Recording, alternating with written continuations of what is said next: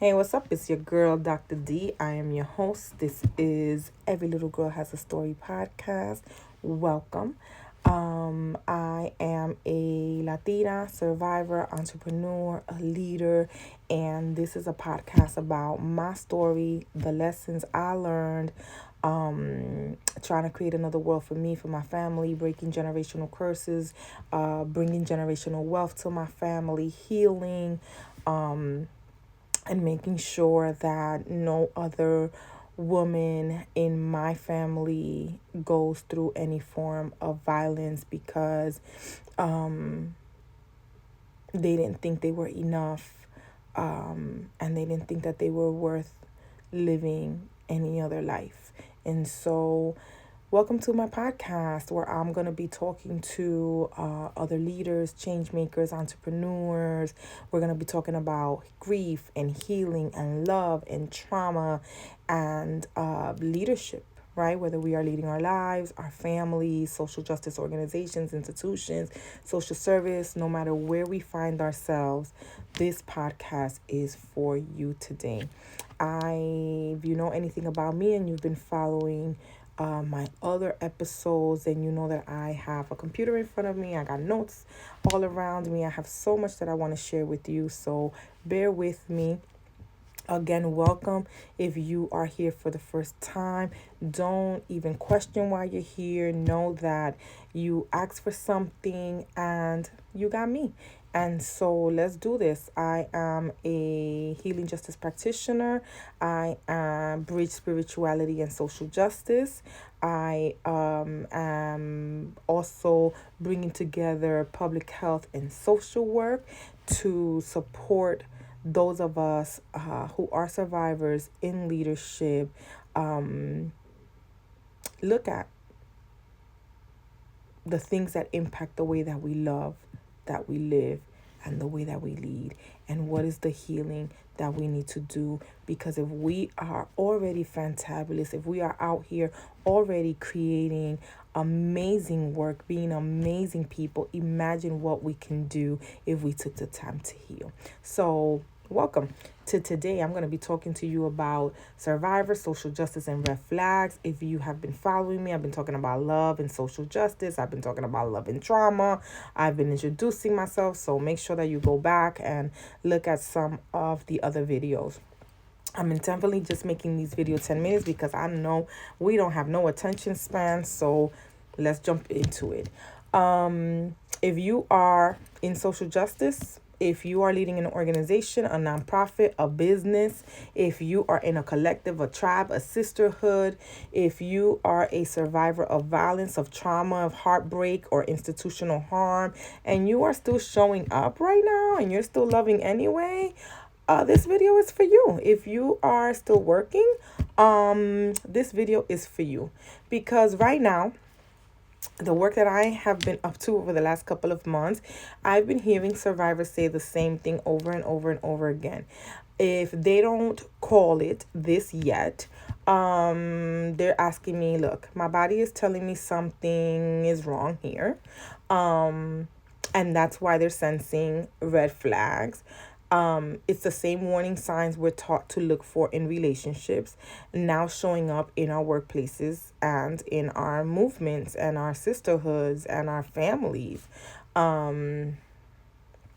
They are asking, why does things all of a sudden feel familiar, and not in a good way? And my answer is, what we're experiencing are red flags. They are patterns of harm that we recognize from unhealthy relationships that are now being brought into our organizations, our businesses, our relationship, and not just our intimate relationships, but like our relationship with our coworkers and with our friends. And so here's what we need to name out loud in 2026, right? Because that's what I'm up to right now. I'm like, can't talk about the past, but I am going to talk about 2026, right? Red flags don't just exist in relationships. Remember, today is about survivors, social justice, and red flags. And red flags do not only exist in intimate relationships. They also show up in our workplaces, they show up in our businesses, they show up in organizations, they show up in families. Um, and yet, many of us are working inside places that are waving red flags over and over and over again. Red flags that look a lot like the warning signs that, for those of us who are survivors, recognize in unhealthy relationships. And for those of us that have had a chance to go back and look at some of those red flags that we didn't see, ignored, turned them into other flags, thought that we can, you know, catch the flag and turn it another color. This episode is gonna give us language to that you have kind of already come through, and for those of us that are in it, it's going to give us language to the things that you might be feeling in your body. This looks familiar, something's not right here, the way this person is dealing with me, managing, something's off here.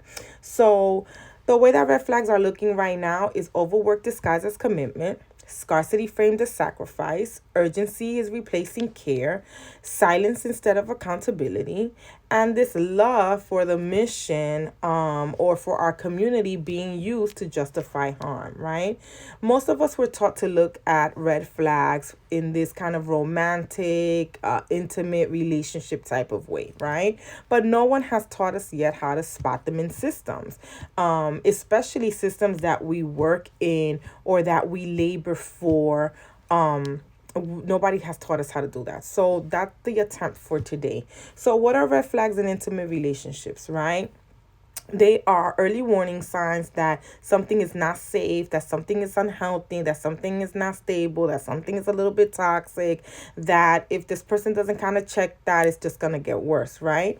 They often look like control disguises care, overwork disguises love, silence instead of accountability, guilt used to keep you staying, fear replacing trust, apologies without change, your needs being minimized or ignored. Red flags don't always start loud. That's a lie. Somebody's not just waving it in your face. They start off pretty subtle and they do escalate over time. So, what are red flags in organizations and movements? It patterns that signal harm, that signal instability, to some degree, signal exploitation, power over, even when the mission of that organization sounds so good and you know that you can really make an impact, right? So how does that show up, right? How do red flags show up in nonprofit organizations? Chronic urgency and crisis mode, scarcity used to justify overwork, burnout treated as commitment, lack of transparency or follow through, emotional labor falling on survivors, conflict without repair or accountability, silence replacing safety, and the work being used to override boundaries. It also looks like overwork disguised as commitment, scarcity framed as sacrifice, urgency replacing care, silence instead of accountability, and love for the mission being used to justify harm. And so, just like in relationships, these red flags are often normalized, especially in institutions where sacrifice is celebrated. Like, oh my God, we've been doing so much work, blah, blah, blah, blah, blah, blah, blah, right? So here's the truth that we're avoiding to name. Survivors are not just the people we serve out in the world, right? They are our staff, they are leaders, they are organizers, they are directors, they are in leadership positions, and many of us are working inside organizations that kind of mirror the same dynamics survivors recognize in unhealthy relationships, where overwork feels familiar, chaos feels normal, being needed feels like worth, and staying feels like loyalty. And this is not weakening, this is not weakness, this is conditioning. And this is about patterns. And if we don't name them, then we will keep repeating them inside every place that is meant to liberate us, every place that we go to, every place that we find ourselves into. So Continue to watch the next couple of episodes where I'm going to be talking about red flags, survivors, and social justice, why we stay in harmful organizations and workplaces, how trauma and love for the mission and survival instincts gets exploited, and what survivor-centered, healing-centered leadership looks like in this political climate when things are so exasperated. Stay tuned. See you next time. Bye.